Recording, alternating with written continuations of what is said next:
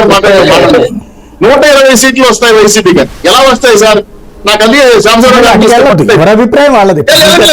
వెళ్ళట్లేదు సార్. నేను ఎందుకన్నానంటే ఎస్టీ ఎస్సీలు పథకాలు చెప్పారన్న. ఎస్టీ ఎస్సీలకు స్పెషల్ పథకాలు లేవు సార్. ఉన్న పథకాలు సర్దారు, ఉన్న పథకాలు తీసేశారు. మీరు క్వశ్చన్ క్లాసెస్ అడిగారు. బీసీలకు మీరు ఓట్లేసారు. మీ గతంలో కూడా 2,14,00,000 బీసీలు ఉన్నారు. ఏ ఒక్క బీసీ లేదు సార్. ఏ ఒక్క బీసీ కూడా ఓట్లేదు సార్. వాళ్ళు మాడుతూ అమరావతి చుట్టూ 14 లక్షలు మీకే పడితే ఇక అసలు వైఎస్ఆర్ కాంగ్రెస్ పార్టీ రాష్ట్రం నుంచి సర్దుకుని వెళ్ళిపోవచ్చు. నేను కొన్ని విషయాలు చెప్తున్నా సార్. ఈసారి వైఎస్ఆర్సీపీ క్లీన్ స్వీప్ సార్. రమ్మనక్కర్లేదు. మీకు కావాలి కాంగ్రెస్ పార్టీ స్వీపా, తెలుగుదేశం స్వీపా? YSRCP clean sweep రమ్మనక్కర్లేదు.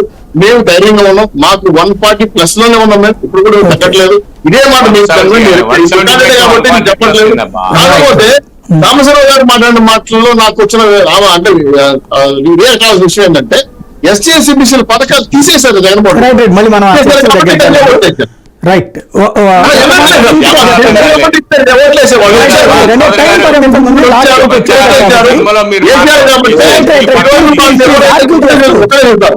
ఏమనుకోతారు సార్? మీ అభిప్రాయం మీకు రెస్పెక్ట్. ఈ రోజు రాష్ట్రంలో మీరు గమనించండి, పూర్తి స్థాయిలో బేసికల్ గా రిపోర్ట్ మీకు కూడా వచ్చి ఉంటుంది. నేను చాలా మందిని తెల్లారి నుంచి 100 మందితో విచారించాను. చాలా మంది ఎస్సీ మైనారిటీస్ ఆల్సో ఓటే వైపున్నారు అని నమ్మకం.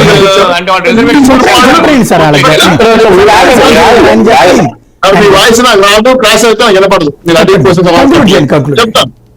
కాబట్టి 100% ట్రాన్స్ఫర్ అయిన ఓట్లు ప్లస్ ఎస్టీ బీసీ మైనార్టీలు కుటుంబ వైపు నిలబడ్డారు. దాన్ని కనబడుతున్నా మళ్ళీ కలుగుతారు. మీరు పిలవండి, ఆ రోజు చూద్దాం. ఎస్టీ కాన్సీలు పూర్తి ఎస్సీలు వాళ్ళకి వస్తాయన్నారు కదా. ఏ ఎస్సీ ఎస్టీ కాన్సీలు కూడా ఈసారి వైసీపీకి రాదు. మీరు ఛాలెంజ్ చూస్తున్నా. రైట్.